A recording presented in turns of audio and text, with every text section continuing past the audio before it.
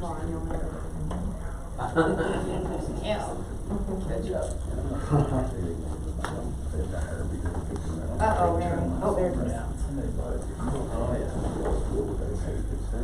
All right. I'm going to call the order for the meeting of Tuesday, May 4th, 2021. Can I have a moment of silence for all those who serve in and outside our borders, please?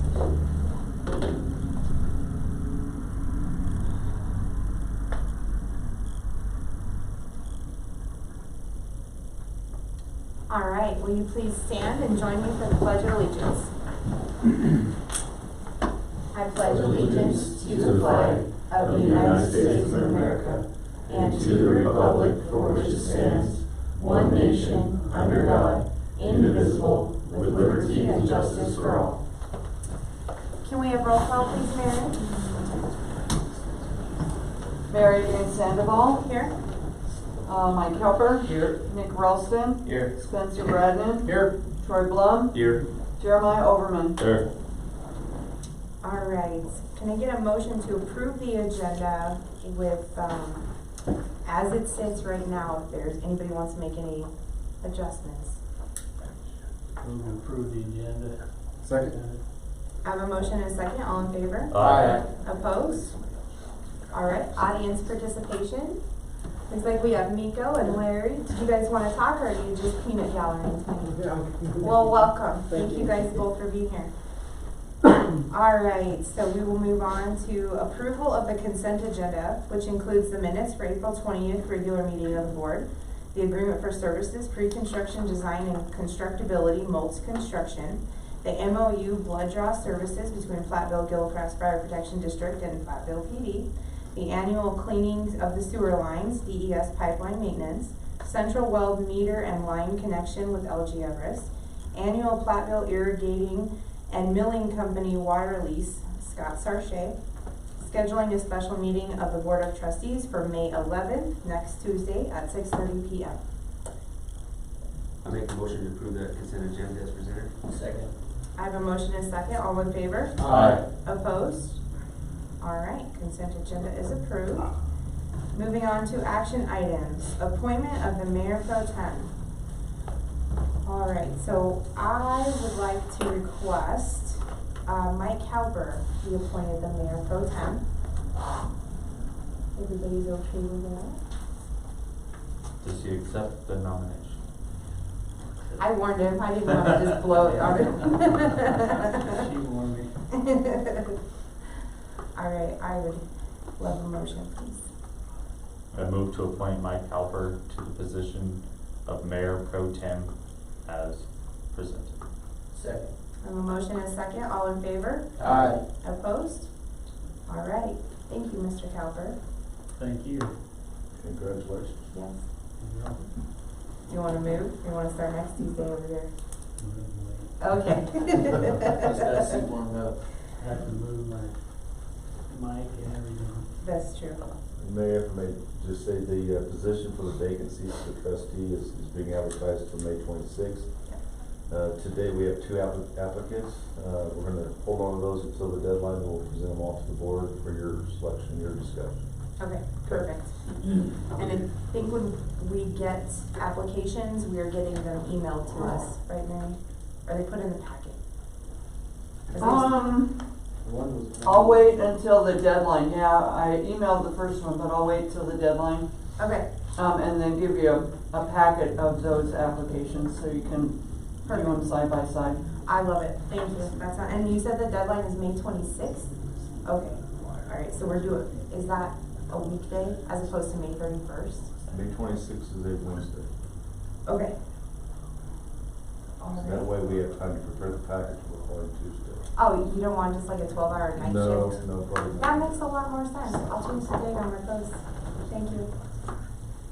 All right, moving on to the audit report, the Adams Group LLC. Mr. Rican. Thank you, Mrs. Mayor. With us tonight is Eric Miller, representing the Adams Group for audit, and I'm going to have Eric stand at the podium. And David Green, our town accountant, we actually have your name tag on the tape for you, Dave, so come on up. Oh, did you? I did not see that. So this is our annual audit process. David Green and Mary and I and Devin are going to start work join the audit, the biggest legwork was done by Dave and Eric on this. In your packet, you have a number of items. You have your audit opinion, your legal opinion from our town council, the representation letter that Adrian and I signed, the audit report, of course, the financial statements, management discussion analysis, the summary. So you have a lot of documents. So what I typically do is I'll turn it over to Eric, who oversaw the auditing process, to summarize their findings for the annual 2020 financial audit, and between him and David Green, they'll address any questions you have. Okay. Thank you for being here tonight. Awesome, thanks for having me. I'm gonna start 30,000 foot view. Adam's group, this was our first year out with the town.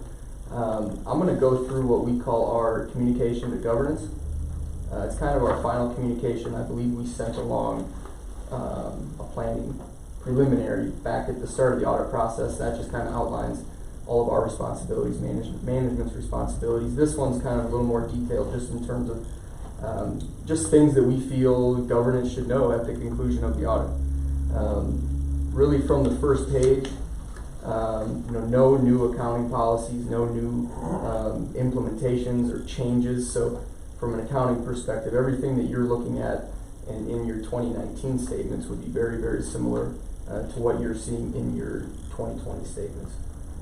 In terms of accounting estimates, typically all financial statements have some type of estimates. Really what it is, it's your big ones are related to para, the net pension liability and the OPEB liability. So they're estimates, but they do have background reports that actuaries put together, and then we work with David in terms of kind of getting the calculations put together for what needs to be recorded within the town's financial statements. And so in all instances, we basically say, we evaluated all the factors, the assumptions, and everything is considered reasonable. In terms of difficulties, disagreements, if there were any, we have to report out to the board. So it's always a good thing to say that no difficulties, no disagreements. Corrected, uncorrected misstatements. We really didn't have any corrected, no uncorrected misstatements. We did include some adjusting journal entries that were posted, but really those were just posted from what we initially received to what you see in your financial statements. Pretty much all of the adjusting journal entries were just us sitting down with David, or David coming to us and saying, hey, we've got to make a quick correction. So really what you guys closed down on 12/31/20 is again what you see in your final financial statements. In terms of if there were any other audit findings, we'd be required again to just have that communication, kind of talk through and recommendations and kind of what's management going to do to improve those next year. But for a first year audit, we didn't have anything that we felt raised to the level of airing it out during this particular session. So the last piece that I'm going to go through, and then I'll open it up to questions, is actually within the financial statements. So it's going to be our independent auditors report, which I believe would be, if you've got it on PDF, it's probably PDF page 3. And really just want to highlight management's responsibilities and then kind of our responsibilities. I think it is important to point out, ultimately management is responsible for the preparation and fair presentation. Our responsibility is then really just to express opinions on the financial statements in all material respect. And flipping to the next page, or page 2, very first one, opinions. In our opinion, financial statements referred are in all material respects are there. And so unmodified, clean opinion. So again, kind of kudos to management group and to David for all the hard work that they do and putting all of this together. So I think I'll open it up for questions, and I'm glad David's here because he'll be probably a lot more helpful in terms of changes or new things that popped up for 2020 that maybe you guys are seeing or have questions about. I don't have any questions. I like the changes. I appreciate David's hard work very much in the town. And we had talked about, with a small municipality, it's difficult to have multiple hands and eyes on, so we can, checks and balances. And in your opinion, we're doing okay with that? Absolutely, yeah. I think personally, I always love to see smaller entities or smaller municipalities utilize a third party to come in, and it's just that clean set of eyes. And then when you have somebody who's basically does this same thing at the end of the day, that just kind of helps to facilitate the controls and making sure everything kind of T's are crossed, I's are dotted. Perfect, thank you. Are there any questions, comments? Couple comments. Yes. We talk about management, it really falls on me and David Green and Mary as our treasurer, Deborah, our finance clerk. But our goal every year is to have a clean budget, no fraud or no misconception. I look through the financial statements and I'm happy to show a net gain in our general fund and enterprise funds. It's always a goal of ours. We don't ever want to have just take a step backwards. This year in 2021, we budgeted a tighter budget with less gap, so to speak. We did more of an accurate estimate, so I'll be curious to see how it turns out. But we have a new 7-Eleven coming in, opening up here in a few weeks, so hopefully they'll generate some more revenue for the town. We're always watching closely oil and gas operations and exploration. So there's some key components, or IGAs with severance tax, Will County, the high user tax fund. So we watch legislation pretty close to see how those revenues get impacted. There's some discussion now about how that high user tax money may be reallocated or changed in that position. So we're watching that pretty close. But I really enjoyed over the audit. Well, I don't enjoy any audit, but anyway. But in the last few years, having David Green, and not him personally, but he's done a good job. But it's a relief for me because I used to get what I call ding because we didn't have the checks and balances. It was just Mary and I and the finance director, the finance clerk. But had an accountant come in, he was a contractor, he was no ties with us, overseeing the month end and checking all our numbers. That makes me feel better. Because the last thing I want to do is be the accused representative of misusing funds. I joke about it. My town clerk gets on me sometimes. I shouldn't joke about it. But it's just how it operates, so nothing on it. Hey, you have anything? No, I mean, overall I thought it went well. I think that they were in and out efficiently. I don't think, from my standpoint, I mean, I guess you'd have to ask Devin and everybody else, but I don't think there was too much disruption to those guys as far as audit work. It seemed to be like they definitely got what was needed when it was needed, and I appreciate that, but I don't think that it was an overwhelming amount of their time either. Usually, thinking back in all the years that I've been a part of this board, audit time is very busy for the office staff, and they don't have a whole lot of time to do other things. And this year, it just seemed like, yeah, audit's here, and then all of a sudden it was gone, and there wasn't a lot of talk about it. So that, I appreciate that, smooth, and that's for all of you guys. You're all a part of that, and the reason for that. Well, a big part of it is Dave does a good job preparing in advance, kind of behind the scenes, so to speak. Because the busy time is right now the budget. Yeah. And otherwise it's, working with Mary and I or staff on financial questions throughout the month, coming in once a month, spending a whole day, making sure everything's accounted for in our bank statements, reconciliations. But it's actually been a pretty smooth probably the smoothest process we've ever had. Nice. So there are 0 audit exceptions? We didn't have anything that was, we bucket everything into levels of material weakness, significant deficiency, and then anything after that is, would have shown up here as kind of just like a management letter. And we've got other things that, we just maybe call verbal comments, where maybe we'll just sit down with David or sit down with Troy and just talk things through and make sure that we're understanding a transaction or why something had happened.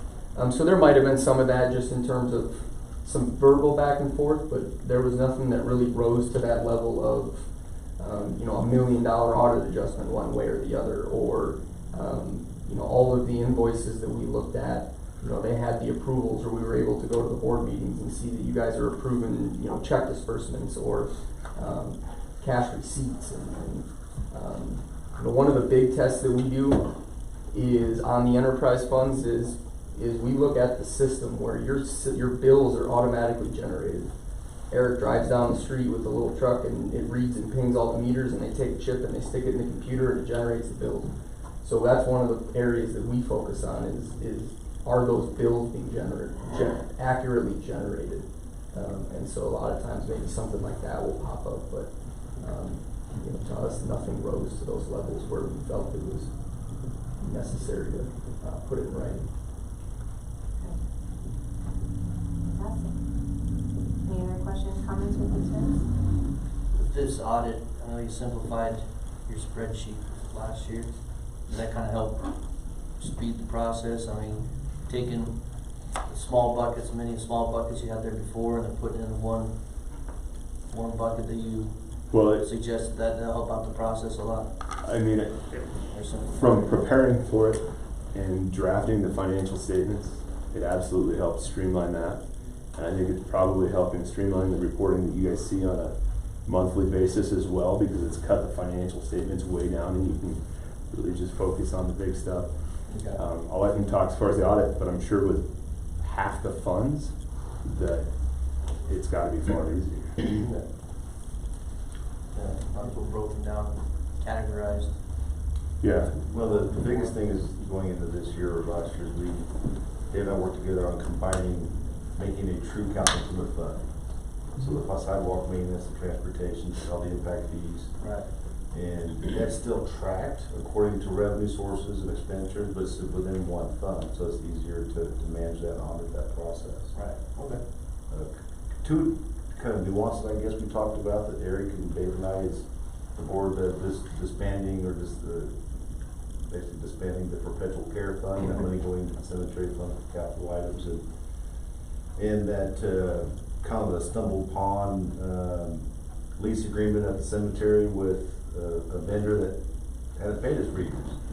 So how do we prepare one financial statement for 1 year of about 7 years worth of revenue that just came in bulk up, so those are the things we talked about that we worked out, but otherwise it was pretty smooth. Not a bad thing to have, having more money than you thought, but you have to track accordingly. Yeah, absolutely. All right, any other questions, comments, or concerns?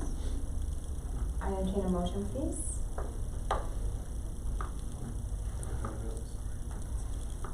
Just to accept the audit report. Make a motion to accept the audit report as presented. Second. Have a motion and a second. Yeah. All in favor? I'm like, oh. Aye. Aye. Do we need roll call, I Mary? think that should be roll call, shouldn't Yeah. You can, it's not you're not Yeah, I'm not expending money, spending, but but still. Just Right. a rule. we?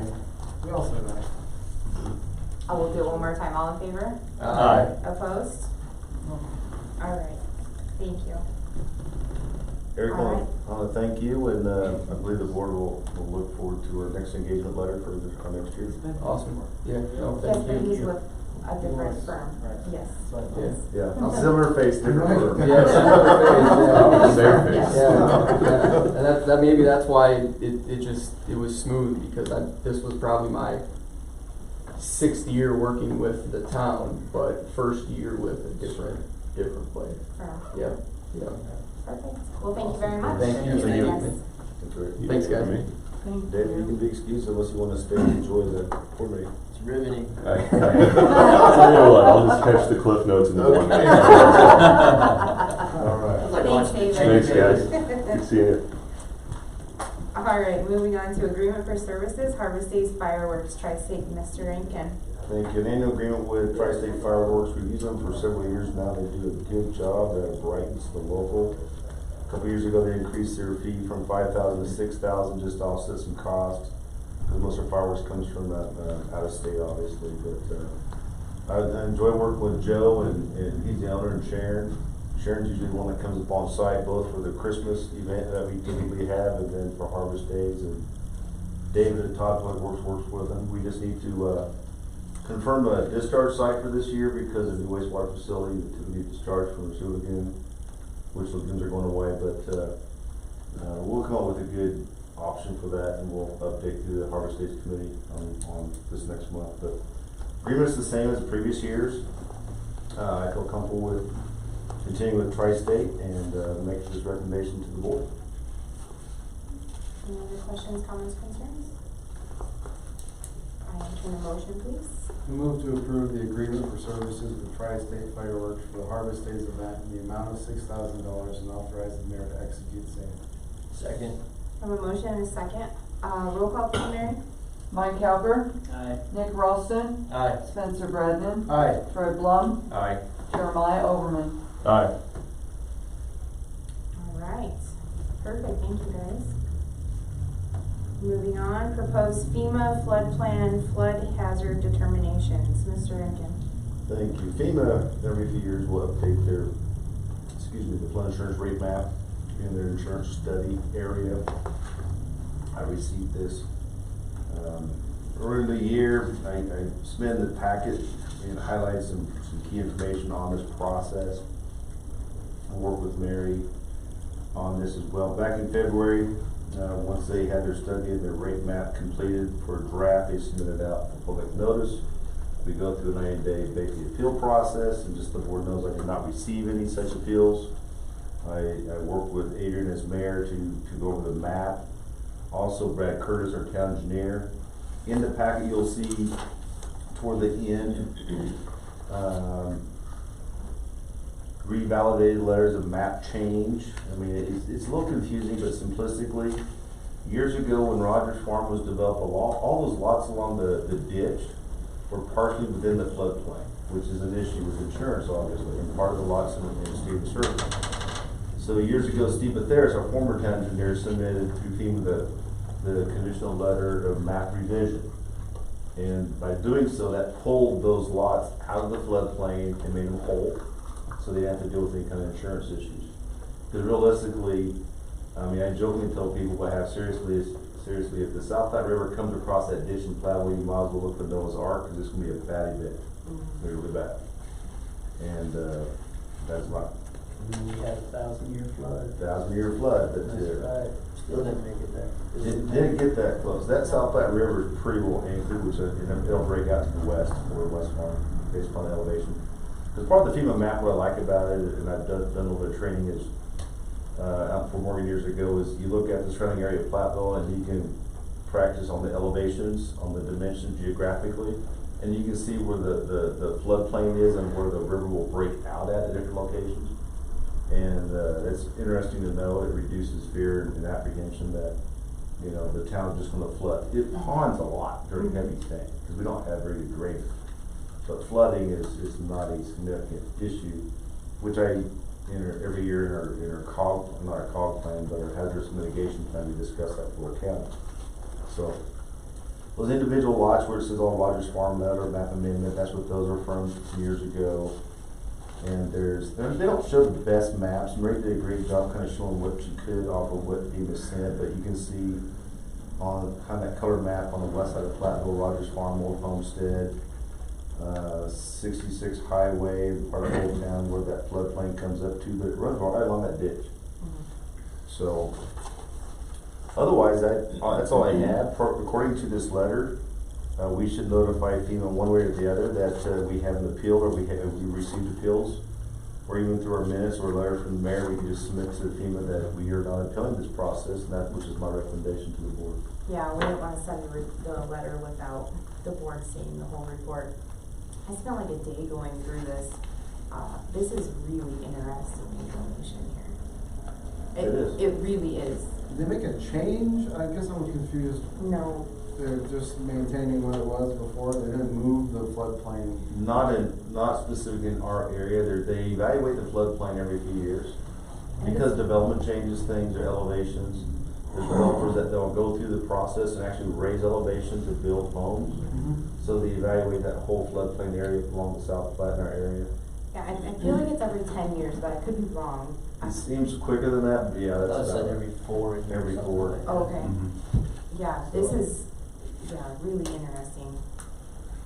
But it is, years ago I did a one-on-one FEMA mapping exercise, and if you're interested in that kind of stuff, it comes up again, I'll let you know. But FEMA reps will actually come out and they'll work with you. They'll kind of explain the process, which is interesting if you like that kind of stuff. So. Yeah. Any questions, comments, or concerns? I would entertain a motion, please. I think there's a motion to approve it, right? Yes. Move to accept the FEMA documents as presented. Second. I have a motion and a second. All in favor? Aye. Opposed? All right. Thank you, guys. All right, moving on to the CARES Act funds discussion. Mr. Rankin. Thank you, Mrs. Mayor. If you recall, I spoke about this previously, the CARES Act came out this past year during the pandemic. There's a multi-million-dollar allocation of Weld County. Our portion was approximately $139,000 and change. Based upon the funding availability or what's allocated or what's allowed is pretty restrictive. I try to do some capital projects such as a walk-up counter customer booth or a window, remodeling the front to make it AD accessible to all of our patrons, but those were declined. So since that time, we've submitted 2 allocations to the CARES Act, otherwise it's called the Coronavirus Relief Fund. And it's supposed to be to offset or to alleviate pandemic issues, so to speak. This past year, we bought a ton of sanitation wipes, the Easy Up 10s, picnic tables.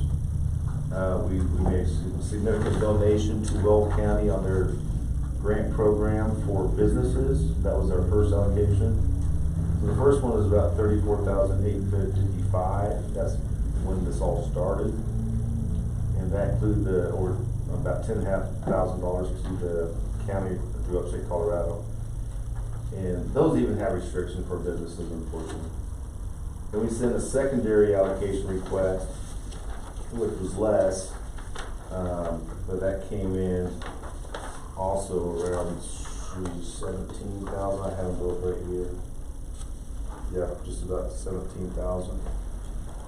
And we've gotten the sanitizers, the solutions, everything that would qualify. So why I bring this up tonight is DOLA, Department of Local Affairs, is managing this grant process through the CARES Act. In the last couple of months, they've reached out to me and David Green. This is actually a grant application which is open through DOLA. This is how we're getting our reimbursements. We submit the reimbursements, and then the lady that's managing the program will decipher, based upon the very, what I call vague reimbursement allocations, or what's allowed, and say yea or nay. And so far, we've had everything reimbursable. Additional court costs with a judge coming in early, so we don't have a big impact with court, those kind of things qualify. But in the last couple of months, they've been asking all the municipalities that still have funding available to de-obligate their money. And the reason being, there's some other municipalities that have spent all theirs and they want more. And I don't know what the reasoning is. But in my perspective, if we have the funding and we can use it for some practical expenses, that's what we should do. I think it was 29 million total, Weld County wide, and ours was about 140,000. So ours is one of the small allocations. So working with staff, some key things, and I got it done today, and I haven't already distributed to you, but some of the requests I've been working on is this room as a boardroom audio video system upgrade. Mary's been working with a vendor. So just under 24,000, which is about mid-range on the type of system that Murray found through King Systems LLC. One thing that does qualify is if someone is sick or we have to close town hall again, worst case scenario, we can telework. Anything teleworking is admissible. So my department heads, including myself, some laptops and some printers would work from home.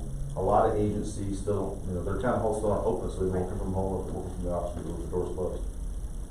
Carl and the police department's been the toughest thing. I thought MDTs, which they do qualify because they're a telework item, but I thought body cams to keep the hand in the tasers. So your hands off, you're recording what's going on, it meets several standards by the state of Colorado, those do not qualify. They were shut down. Big price items, they were absolutely will not qualify. So Carl thought a spare MDT was practical, and then getting one for the code van that can be swapped in and out. Janet came up with air kind of sanitizer purifier for the senior center, some outdoor stuff for the rec for some social distancing, which qualifies for the CARES Act, for some fencing and some outdoor seating areas, umbrellas for the seniors as well as the rec. David, he thought we could use a couple more backup generators, so I'm going in detail here. And then I was thinking of adding some more easy ups and some picnic tables, because those always qualify. I'm just trying to find ways to actually spend this money that we could use things on. And then the community center, all the old tables and the chairs over there really need to be upgraded. So I was going to add some more folding chairs, replace all the existing white tables because they're pretty well shot. And then I thought about for nicer events, like when years ago we used to have our Christmas or holiday banquet at the Sarshed Event Center, ribbons and rainbows, whatever it's called now. The nicer round white tables with the white folding tables. I think those would qualify. And then Devin keeps a running list of all the typical expenses such as cleaning, sanitation wipes, miscellaneous items, supplies.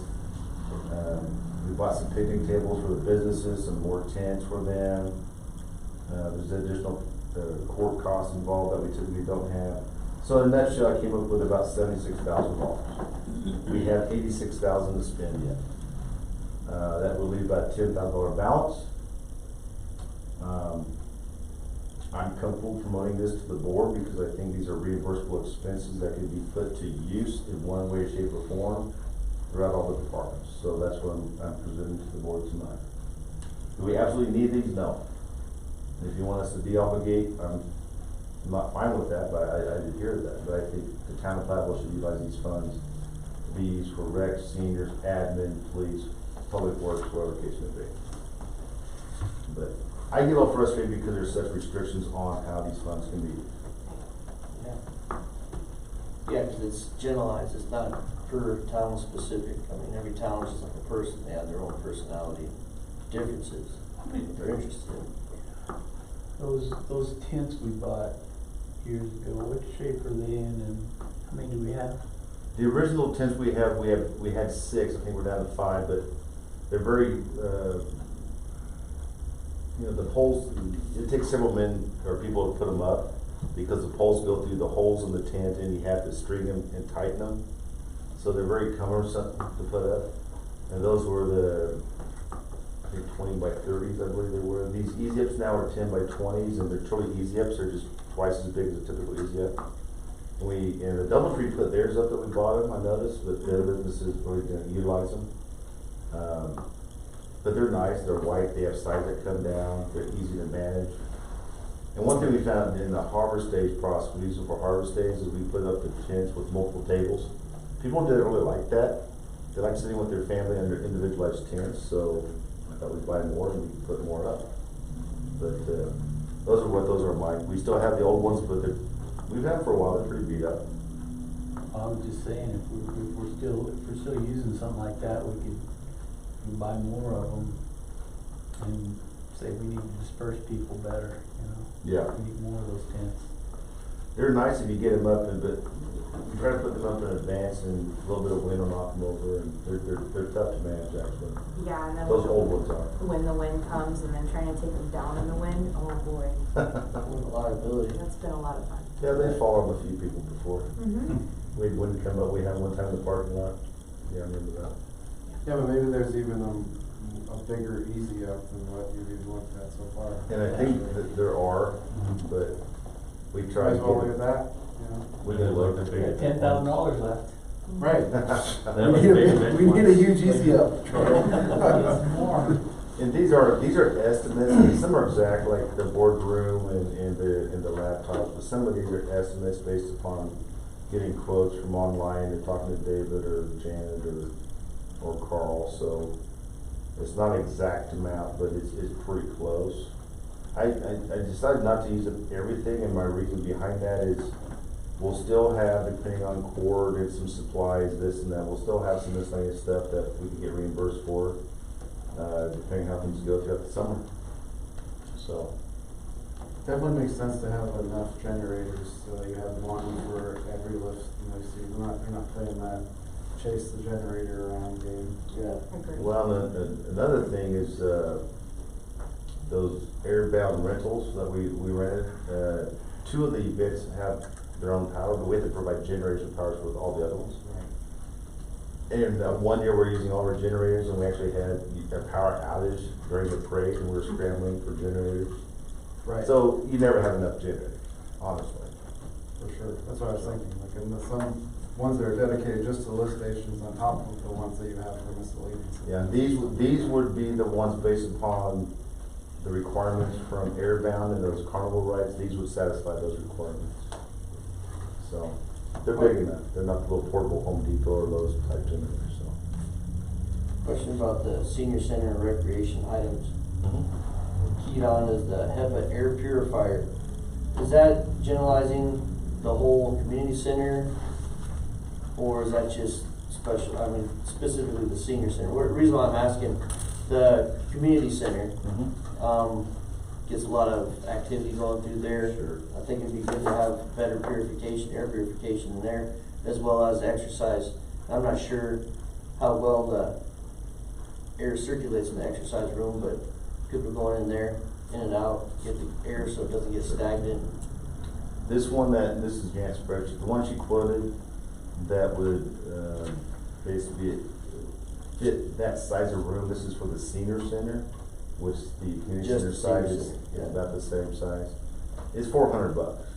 Okay. So I could easily have her just order 3, or use the same one and just purify all 3 areas each week. I mean, technically we don't need 3, Okay. but we move that around, it's one building. Alright. Because I didn't one know of if this the- was like a unit that was built into like the AC. It'd be that went affordable. through and circulated and purified the air better as It'd it be circulated affordable the air. unit. Yeah. Okay. Yeah. How about a treadmill? Tell them we have to sanitize between, so we got to Yeah. have. She's we gotta looking have at- extra ones. Yeah, a while back I Maybe got a whole, sanitize while the other one's being used. I think that's, just. as far as sanitizing or Great. getting another treadmill? Getting another treadmill so that we can sanitize one while. Right, we have to have one down that has. Down getting sanitized. and the I other tried one that. operating. I tried, cause I sent David Green a list, who then forwards it to Terry, is her name at DOLA. And they turned down the body cams. I tried to get work boots for them. Of course, the tasers, I tried to fit this equipment, that didn't qualify. And, That could be legit though, because all the sanitizing, it is heck on the equipment. yeah. Where's on? It's killing the equipment. And what I've always, months ago when all this started, I got a hold of Chris LeMay, and he sent me that broad spectrum of what's allowed, what's not, and it's pretty generic. So what I do to ensure we'll get our money back is I send a pre-list and get a written documentation that, yeah, I'll pay for this, no, I won't. That's kinda how I do it. So before David went ahead and ordered some picnic tables and some cans, because the only picnic tables he could find, there was 9 in Home Depot in Sterling, Colorado. Nobody else had them in stock. So he sent some out there today or tomorrow, and we'll go pick them up. My mom's coming down from Shanghai, can I go bring them? Darn it. But it's amazing because last year, you could buy them for those 6-foot folding picnic tables, about $150, now they're about $400. Yeah, you with that 10 grand, you get 10 sheets of plywood probably. Yeah. There's a Home Depot, OSB there, Yeah. Home Depot, $50 a sheet. Mhm. Yeah, it's a little crazy. Lord me. If you have some other ideas, obviously, I'm open to adding those to the list, but this is what I came up with, talking to the staff and the most beneficial to them. And most of the stuff we want to stick in the closet and ignore it. All the stuff we use at some point or other, some more regularly than others, but. Yeah. I don't think the idea about air purification systems on the actual HVAC systems is a bad thing to look into. I think that's really expensive, so It you're probably is. gonna blow your budget, so. And the reason we didn't do that, because that's considered more of a capital fixed item, even though a lot of places are getting it qualified, like the schools. So that would probably be something they'd probably allow, but it would take up most of the budget. It would. Well, we're blessed to have this problem, in my opinion. Yeah. I agree, not to be selfish, but when I don't feel like we should be obligated our funds. I know what other towns are spending on, and I think this would benefit our community, our employees, our citizens, so The government's always use it or lose it. that's my recommendation. Yeah, motion, or just yes, or what do you need? This is a reimbursement, but I'm gonna have to spend money that, Approved. out of our budget that we didn't budget for, so I'm gonna ask for your approval. To allocate up to We 76. spent about $3,000 last. It just said not to approve carried expenditures Yeah. as presented. Okay. Yep. Move to approve CARES expenditures as presented. Second. I have a motion and a second. Roll call please, Marion. Nick Ralston, Aye. Spencer Bradman, Aye. Troy Blum, Aye. Jeremiah Overman, Aye. Mike Kelper. Aye. Alright, thank you guys. Thanks for looking into that, Troy. Seems like a wild goose chase to me. It's been a difficult process, yes, thank you very much. I think the intent of the CARES Act and these other stimulus bills, I think the intent is there, it's just the process is sometimes difficult. Well, they got too much tape and restrictions on what communities can actually benefit using those by. Federal funding. And we don't have a bad coronavirus outbreak, so that's why I said we're blessed. Like some cities, they had to set up a hospital in the middle of their town, you know, right, because people were dying that bad, and we just didn't have that, fortunately, so. Well, when I first talked to him last year about converting that corner desk and window in the front office just outside the front door into like a walk-up service window, if we do have to lock our doors, but we can still address our customers safely. My response is, you know, you can buy tents and tables for outside, set them up out in your grass or in front of your building, but you can't use it for a permanent fix for this solution. I said, okay. But then the more of that stuff you buy, you have to store it. Sure. So there's always that issue. Sure. Or maybe you could use the rest of that for a new storage location. That'd probably be like a 10 by 10 shed though with lumber prices. Yeah, it's pretty expensive. $10,000 shed. Buy a decent sized conex. Yeah. There You got room, we're buying the bulk. Yeah. So, is that an option? When we build a new gym, I'll make sure there's plenty of storage in that gym. Well, you can't be, it's like starting rooms now. No. Troy said. Yeah, watch, that's gonna be on next door Facebook. Where's the storage, Troy? Right. We'll talk Alright. about it in June. Moving on, reports, Mr. Rankin. I didn't really add anything in my report other than the agenda summary, but so a few items. First of all, I'm gonna talk about the schedule I put out and let's make sure the board's okay with it, but next Tuesday, that special meeting, we're in study session, but David and I want to ask the board for an action on the notice of award once we go through that process of wastewater cost. Just so we can guarantee our prices from the subcontractors. Regular meeting on May 18th, so then the 2 meetings in June with a study session on the 8th, focusing on development, and community complex master plan. We'll talk about the Nice property, the cemetery expansion, draft plan. July is the actual meeting in July is on the 13th on the comp plan update, water supply plan, which there's some things in motion. I'll mention that on the water supply plan and the water smart program. August is normal as far as meeting schedules. We have Harvest Daze, and then I added in September, Naomi sent me a number of Wednesdays that the library board was available. I thought we'd start having a fall joint meeting with the planning commission, board, and library to get together. Maybe probably go at the community center, the senior center, and have a nice meal and have a light agenda over there. So, it dawned on me, you don't all know each other. You know, I mean, how many of you run into a library board member and you know they're on the library board? You don't. So I think it's something we should start doing annually. I give this out just so you have it in advance in case of any scheduling conflicts. Please let me know. We need to cancel the July 6th meeting. Everything else looks good. I'm sorry? So I think we should cancel the July 6th meeting. Typically Everything else that's looks good. on, As long as there's nothing. yeah. And actually I had in parentheses possibly cancel it, actually the agenda to be determined. The town hall closes July 5th. And when we get to that point, it's probably, unless there's something on there, I usually wait till the last meeting in June to make that recommendation. Yeah. So a couple other things, I have a Sure, question sure. real quick. So that's gonna push the Parks, Trails, and Trees meetings. What were you guys thinking? Since there's quite a few second Tuesdays here.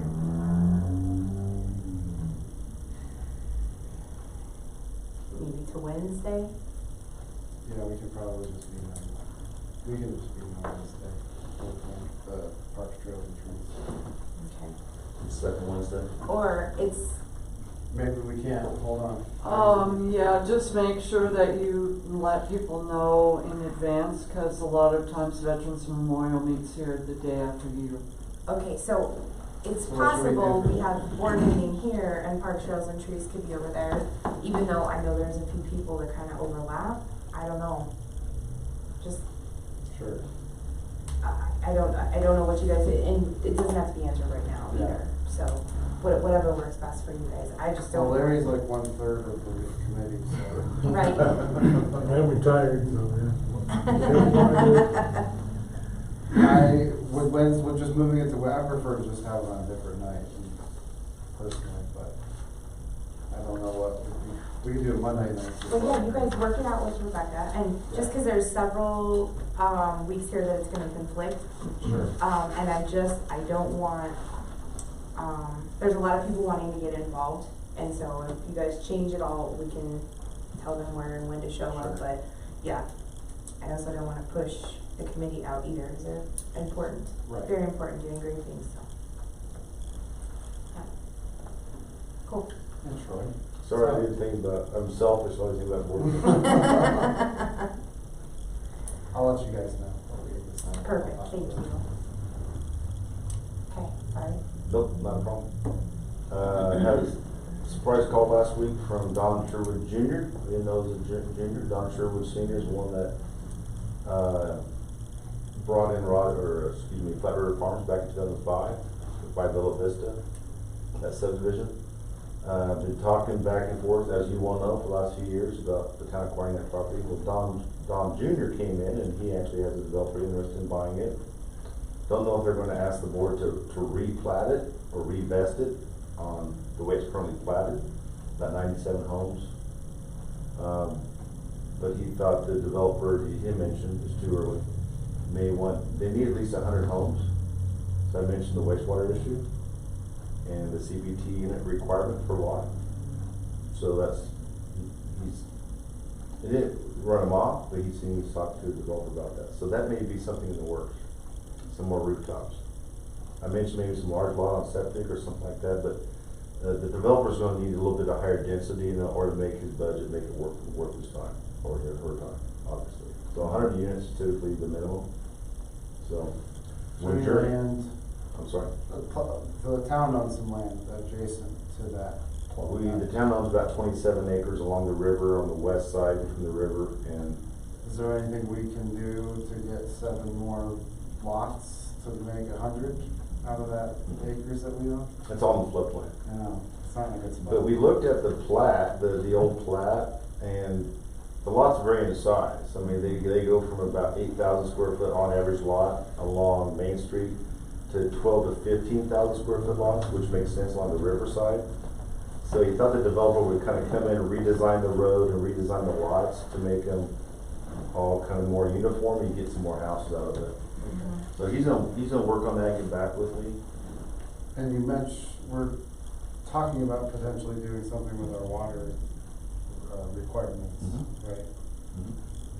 And I mentioned that to him, that it's a 1-to-1, so 1 unit CBT per 1 residential lot right now. We talked about some native water rights. So the Platte River Farm subdivision or property does not have any native water rights. They sold them all off. So I said we come up with some ditch rights or some other native rights that we do a dual potable system. That's an option. Or if the developer is willing to think outside the box and do some single family, but also do some small lot duplexes that we could monitor and restrict the use of CBT. We could maybe do a 2-for-1 there. So I mean, there's some options. But I didn't tell them no. I said we have to just think outside the box, because I did speak for the board to some degree where I said the board's not committed solely on this 1-to-1 ratio. They know we need to grow, but we need to make sure we bring enough water in to satisfy our needs too. So it's a dual-edged sword. So. Thank you. So that's in the works. This morning I met with A.J. Krieger, Firestone Town Manager. Firestone and Fort Lupton just recently signed an IGA land use along 19 from roughly County Road 26 south to 16.5. So I reached out to him. We met this morning over in Frederick. Had a breakfast meeting. Met for the first time. He's going to send me, in a nutshell, a draft IGA where we talked about our boundaries on 19 and 66. And he knows we basically researched each other, so I know what their comp plan says, and they know what, he knows what mine says, ours says. So our boundary goes around 66 to the St. Vrain, but then south along 19 to 24, back to the east. So on the Firestone side, the agreement they just did with Fort Lupton, they have a very simple IGA where 19, Firestone's taking 19. And he told me today that they've already have a petition through Will County to take 19 up to 66, take complete ownership of it, and that's in the works. And there's really no way we can stop that. And I said, I don't want to pay for a road, but I also don't want a truck stop on the corner of Miller Farms. And I just threw that out there because I didn't have your backing, sorry. But what he proposes is similar to Fort Lupton, is that 19's our border. They develop on the west side, the east side is ours, to develop or not. Then at 66, they would stay south of 66, west of 19. So that'd be on the St. Vrain River side. We talked about the United Ready Mix, and it's a public document, you know, United Ready Mix concrete gravel pit operation. I spoke to that developer the previous week, or the developer rep, and that's already dedicated water storage for Firestone. That's already I verified that. So I said, send us a draft. I'll send it to you, and we'll have some dialogue back and forth, and hopefully by next month, or more likely July, we can hammer out an idea of Firestone with control.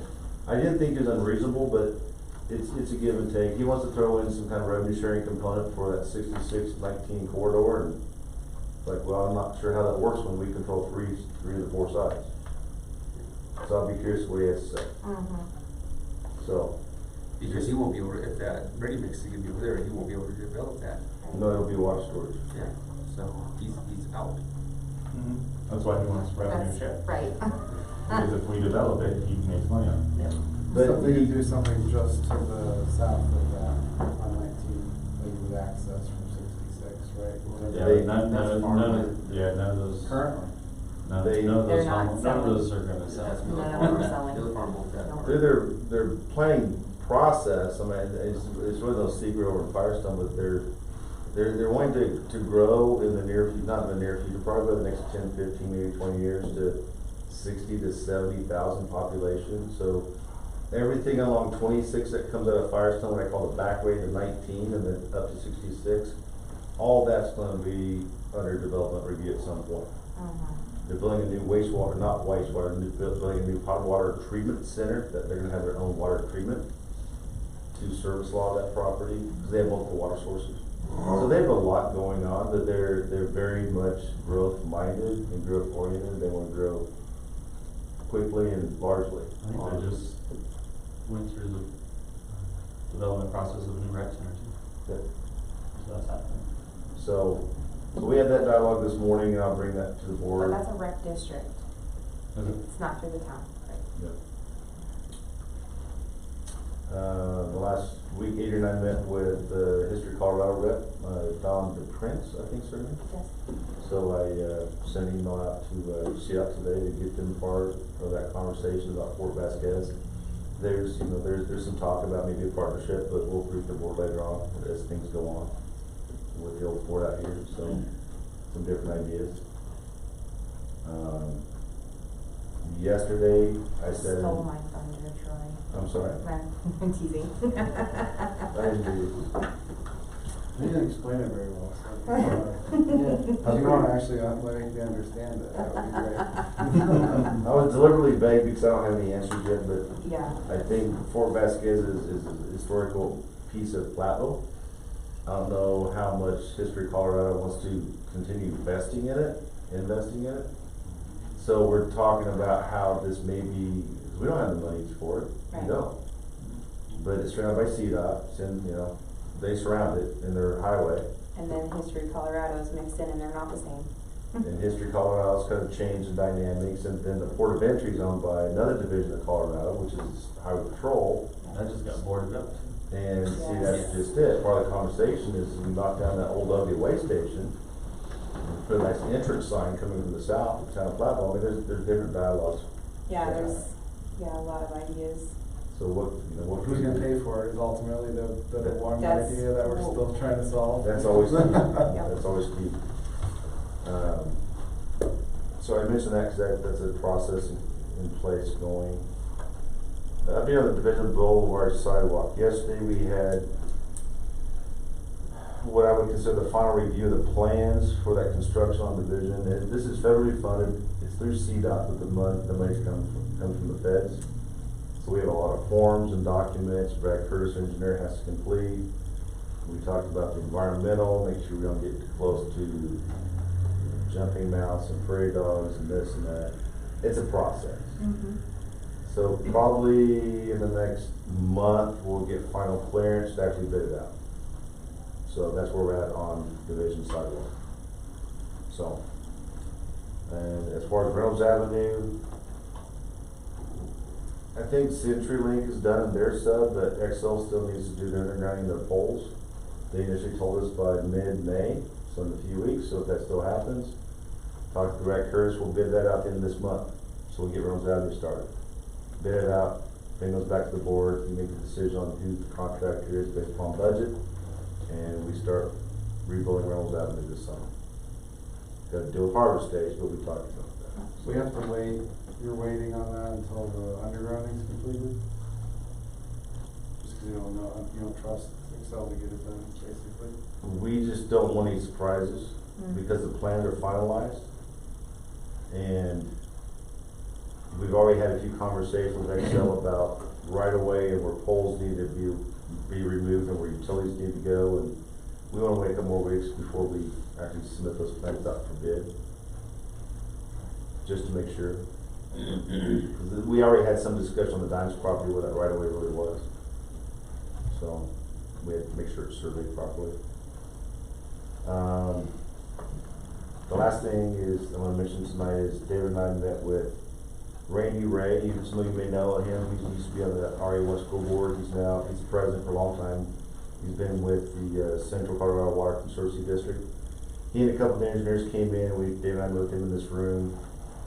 They're working on, there's some state funds, federally funded, but through a state program, where they feel they can partner with Platteville on essentially a water plan, but the water plan would involve how we could get native water like ditch water or well water to blend with CBT water to produce more CBT allocation rights back to the town of Platteville, which obviously I think we're very interested in. So they're gonna write the grant, so we get some funding to pay for that study, and then it would be a partnership. So that's part of that Water Smart program. Those are the things that we're kind of working on in the meantime. But I'm optimistic that, we had a long talk about, we have this ditch water. On the consent agenda, you approved 90% of those ditch rights we're leasing out for just consumptive use. We're not using it. Right. So how can we best utilize that ditch water? And can we use ditch water to dedicate annually in a lease agreement to Northern to treat as CBT and get that credit back to the town for potable use? Also, is it possible to partner with them? I know that when they're done mining over here on 32 and a half, to partner with them to create a reservoir. I know they're doing one on the southwest side of Gilchrist, I believe. If we can do something like that with them. One thing that crossed my mind is, can we work out a partnership with Central Well Water? Because in our agreement with LG Everest, that we have the first right to purchase the bucket next to the river. Can we do a joint purchase with that? Yeah. Where it's a win-win for both Central and the town of Platteville? And be able to outbid Aurora. Yep. So there's some things in the work. The water program, I'm not deliberately delaying it, but there's a lot of moving parts still in play. Yeah. Melissa's reviewing code on landscape requirements. I reviewed all the code regarding dedication requirements. So it's a multifaceted wheel, so to speak. And ironically today, this reporter named Jody spoke with the Sonoran Institute and the Water Smart program, the lady that did the teaching. Yeah. And Thursday, I have a phone interview with her about small towns and water rights and where our future holds. So we'll see where that goes. But Colorado's always in a drought, in my opinion. And this development, talking to Firestone today, and I know, talking to Chris in Fort Lupton, Chris Cross, the manager, There's so many towns that are growing exponentially, fast, really fast. Yeah. And they're struggling to get water. Some towns better off than others. You know, Fort Lupton is gonna build an own treatment facility, but it takes millions and millions of dollars to do that. So, They're gonna build a water plant as well? yeah. But you've got expansive growth, you've got huge sales tax base along the I-25 corridor, around 66 and 52. You've got some stuff, you know, they want to get big. You know, that's open. They're gonna update their comp plan and they're gonna pursue that. So, it is what it is. So at some point, when you get down 66 to the St. Grain, you'll probably drive between houses and subdivisions all the way along 20 years from now. It won't be that long. I know. Yeah. Because Barefoot still has about 400 units, 4,000 units to build out up to 66. And then they have another subdivision on, I think there's 6,000 units on 24, and they're 19 they're looking at. There's a lot of growth going on. Real close by. So, me, another story. So I'm going down 66 the other day. I don't know if I'm just sleeping, but then you go across before you get to those first set of railroad tracks, there's a subdivision out to the north.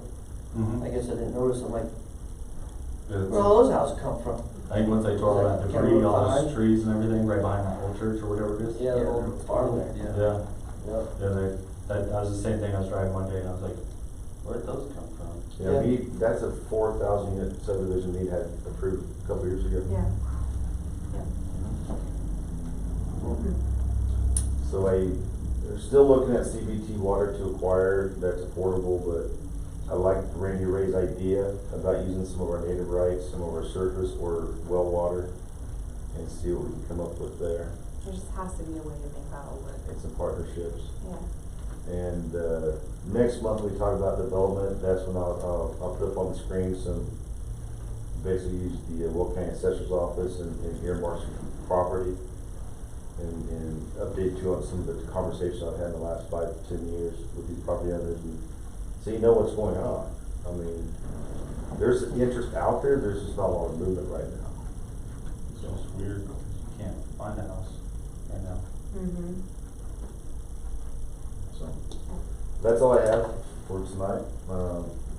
I don't really have a packet going out this week for next Tuesday's special meeting. It's gonna be more of a hands-on discussion. Yeah. It'll be Andrew Ream, who's with Rothschilds on the financial analysis update. He's gonna have a brief summary for you where we stand on potential rate increases depending on what our loan amount ends up being.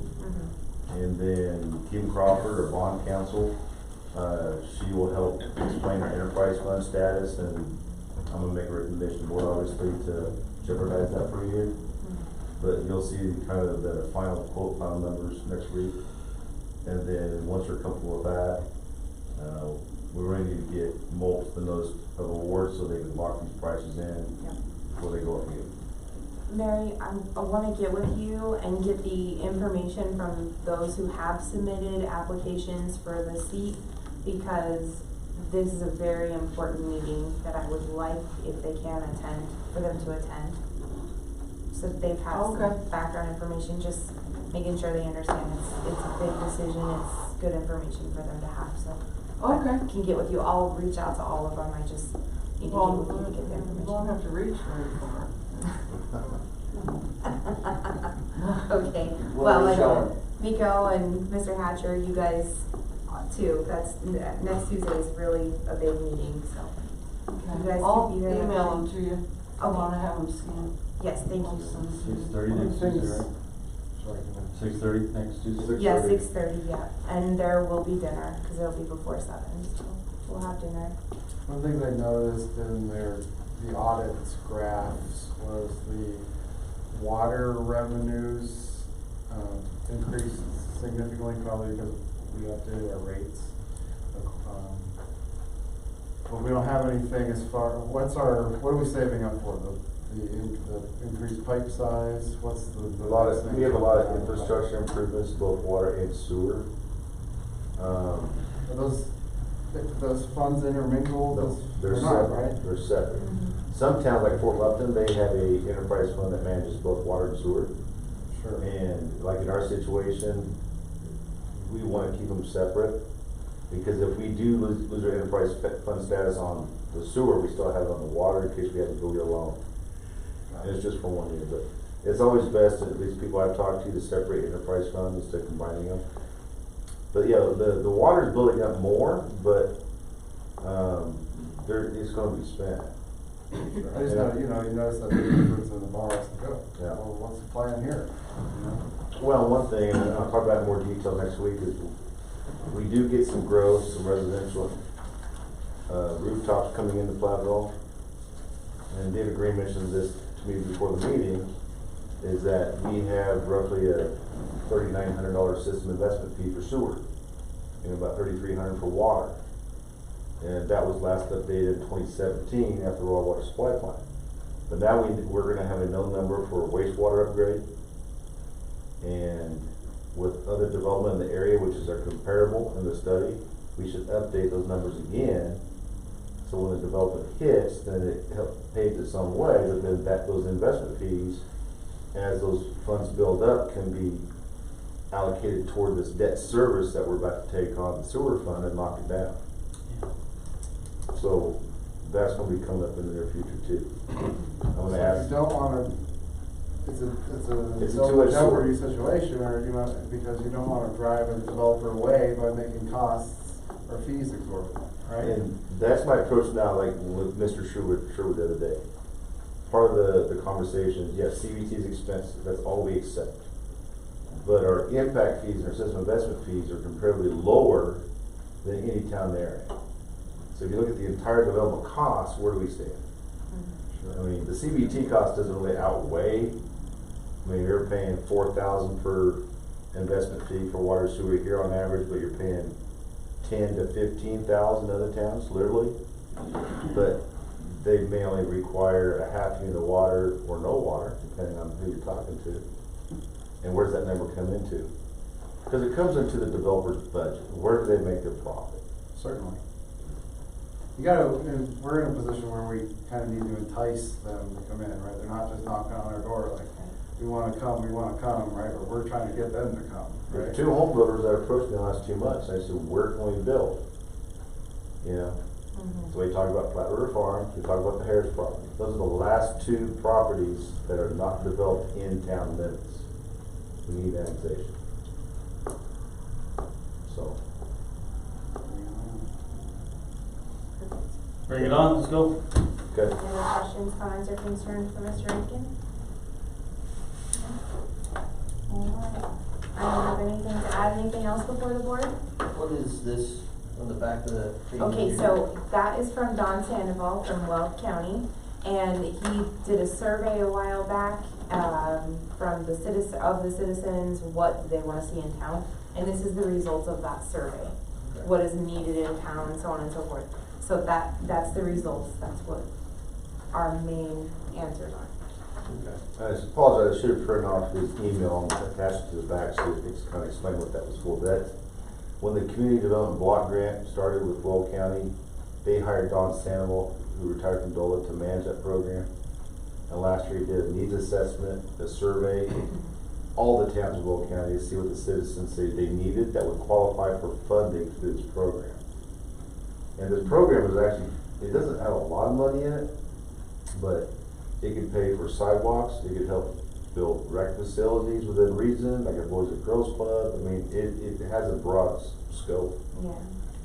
This is something that we can, with grants, Mm-hmm. we can apply for this year, maybe get for next year for adding more sidewalks and, our new purchase of that property, or Dinah's property.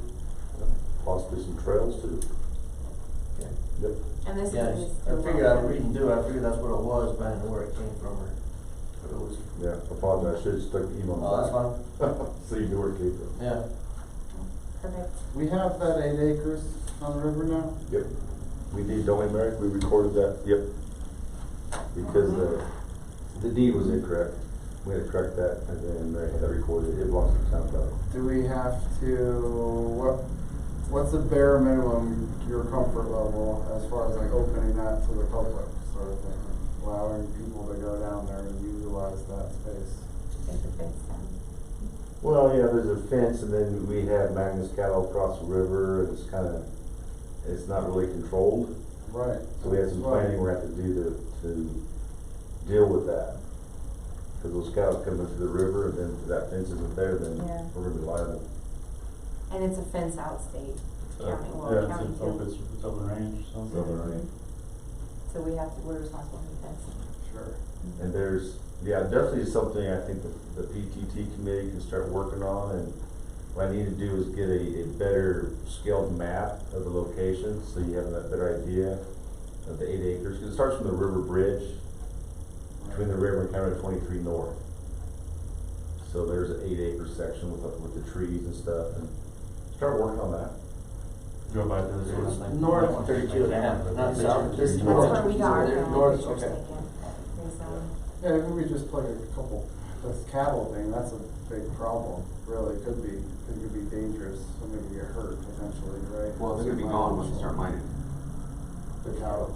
The cattle won't be there. Yeah, but Yeah, it's not really Magnus can't- land, it's LG Everest land, and there's still cattle over there, so They're it's just leasing it. not the Magnus land. No. But we it's won't be able to put a fence on the opposite side to keep access to the river like we were wanting. only on our property. Right. But we won't be So here we- once the mining starts, like you said, right, so we just gotta wait a little bit longer. I don't, the cows aren't dangerous to people, but it's dangerous that the cows get out onto the street. We don't want the cows out of the Right. fence. Get loaded. But yeah. Well, sure, absolutely. And there's really no access to it, I mean, you can park on the road and kind of walk through that ditch, cause there's a culvert over there. There's a, The tank battery. a tank battery, there's Yeah. like, I parked over there in that Oh, area, not and then back there's a fence. Mhm. There's a gate. I went, let my dogs run around up there for a while. You're trespassing, weren't you? I know, He's a citizen. That's what I'm saying, like, the bare minimum, what Yeah. can we do to so that people can go down there? Yeah, What do you think? Like, we open up. Let me take a better look at it, I mean, you haven't been out there forever, but as long as, you know, we don't let cattle out or whatever, I mean, we need some signage out there, obviously. Right. You know, it's like, you know, proceed to on the risk, whatever the case may be. This is springtime, we're gonna get some runoff here pretty soon, I don't know if that's gonna flood. Well, that river's going good right now. Sure. I'd have to Yeah, say. it's not a good time, I wouldn't go down there today, but. You know, maybe this fall, have something lined up Where's to the where tubes? you can do some, maybe some nature. Well, that access. becomes liability. Yeah, I mean, Just have to get floated down. we own it now, right? It'll eventually come out top, right? Right. That's literally the only option for river access that we have in the town, is that right there. Literally, that's it. It's all privately owned. So, Alright, anything else before the board? just real quick, every year in June, we usually plan that business luncheon and stuff, or we, plan something like that for, yeah, let's kind of wait to see how the whole pandemic thing panned out, but I think we should probably have something. I don't know if it's in June or later, but Adrian, do you have any ideas? I'm good with June and July. so just curious. Have a little bit of appreciation. Yeah. Okay. Can we, talk to staff on some dates and run it by Adrian and get something going? Perfect. Just even if it's a simple little burger fry in the park on a lunch or noon or something, we do that. Sounds good. Okay. Anything else? Hey, what's the update on when we're gonna get tacos over there? May May 12th. 12th. May Grand 12th. opening's May 19th. You'll miss your date by like 7 days, 7 miles, right? And Should've been a great time. So they open May 12th for the grand opening. I know, I was looking forward to it, my kids were like, can you go to lunch today? I'm like, yeah, why not? Not so much. No. They're open for observation only. And the price of gallon gas is. Sorry, we're just So they talking. adjusted the gas Anybody rate. else? Yeah, they cut down the lower. Alright, Wrap it up. anything else? No. We're adjourned. Thank you guys. Mary's the Veterans Committee